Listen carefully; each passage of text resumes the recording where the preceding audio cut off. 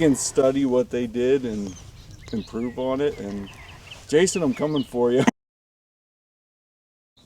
Welcome back to Lister Bliss. I'm Sarah, here to give you an update on the last and final week of the Big May USA 2025, the adventure of originally 3 birders from Pennsylvania, Andrew Markle, Billy Weber, and Jason Horn, on their quest to see as many species of birds in the 50 US states as possible within the month of May. So how many species would be ambitious? I asked a birder that I met from New York here visiting Arizona, trying to see a white, why do I keep saying that? 5-striped sparrow in Arizona. Here are his thoughts on what would be ambitious. Johnny Slack, from what part of New York are you from? Upstate New York, Hudson Valley. Hudson Valley. And you're here in Montosa Canyon with Steve Schmit and Barb Matthews, who's walking away. Doesn't want to be in the video. So, Johnny, are you familiar with anybody doing, or have you ever heard of anyone doing a big month birding? I have heard of that, yeah. Have you heard of it in the USA, the whole USA, 50 states? I've heard of people doing it. I haven't done it myself. Oh, really? Yeah. Okay. No. I just keep a year list. You keep Sorry, life list. a life list. Yeah, Okay. yeah. So this year there's some 3 birders from Pennsylvania doing a big May USA with all 50 states.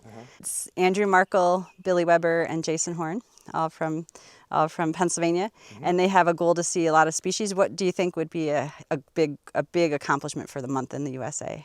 Oh, man. In terms of a species count, what do you think would be like a high count or a good goal, goal-wise for a month in the USA? Oh, man. This is like a Jeopardy. Let's see. I would probably say,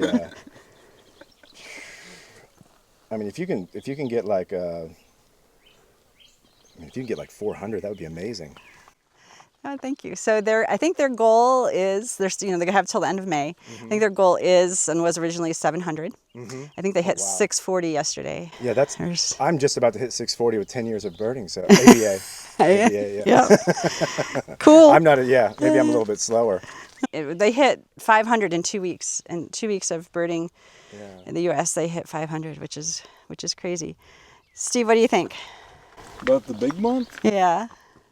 I think they're crushing it, and they're giving us a blueprint to beat them. We can study what they did and improve on it. And Jason, I'm coming for you. So how many species could they get in Alaska? That they don't have? I mean, are they going to St. Paul or? I don't know where they're going. But they have what, like 5, what are we, 5 days? What, an extra 50? Maybe more than that. They probably approach 700 when you get to Alaska, maybe, yeah. I mean, I don't have 700 for the ABA yet. Yeah, I don't either. What are you at? I think like 670-ish. Yeah, okay. Yeah. So this is Steve Schmit. His claim to fame here today is he got us all on the 5-striped sparrow. Thank you, Steve. He did. Without the help of Merlin. With no Merlin. Yeah, Merlin could not pick up the sound, but Steve knew the sound. That's the key. So Billy Slack is obviously a talented birder, has a pretty big life list of his own, and like a lot of birders, probably the majority of birders in the United States, who doesn't have 700 species in the entire US. So for these guys, these 3 birders from Pennsylvania, to try to see over 700 species in the month of May is pretty ambitious. So will they do it? Will they break 700? So today's May 27th, and I just checked their status, their species status, before starting this video, and they're at 693, and they are now in Alaska. So last I checked in with you, they were in Kauai, Hawaii, and they weren't able to make that steep climb that I had mentioned before. It was just, the weather wasn't allowing it. And then they flew to Colorado, picked up their rental car, birded Colorado on their way through Utah, Idaho, Montana, and North Dakota, Minnesota, Wisconsin, drove south through Wisconsin, Illinois, up north in Michigan, all the way to the Upper Peninsula of Michigan, back down south through Michigan. I don't know why they did that route. It must have been better for some reason.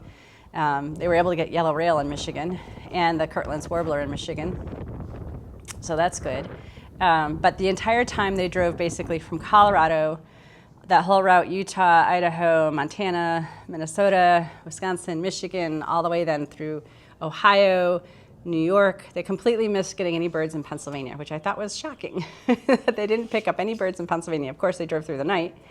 and then up to Maine. And by the time they got down to New Jersey, so they had birded Cape Cod and through Massachusetts and got to the New Jersey Turnpike on Memorial Day weekend, and Memorial Day weekend traffic on I-95 corridor, and then the sun came out. So things were pretty tense with them, sitting in the car, 3 guys, driving through the night, eating convenience store food, you know. It was tense and stressful. And at that point, by the time they got to Delaware, Billy decided he had had enough, and he checked out of the Big May month and left the group in Delaware. So then Andrew and Jason drove to North Carolina and did a pelagic off of Hatteras. And then from North Carolina, they flew to Washington State, birded a day in Washington State, and now they are in Alaska. They flew to Anchorage, slept in the Anchorage airport waiting for their flight to Nome. So from Nome, they're going to Gamble, back to Nome, back to Anchorage, and then out to the Pribilofs. The Pribilofs are islands where I understand they don't even have car rentals, so if you're going to go out, you have to go with guides and their vans.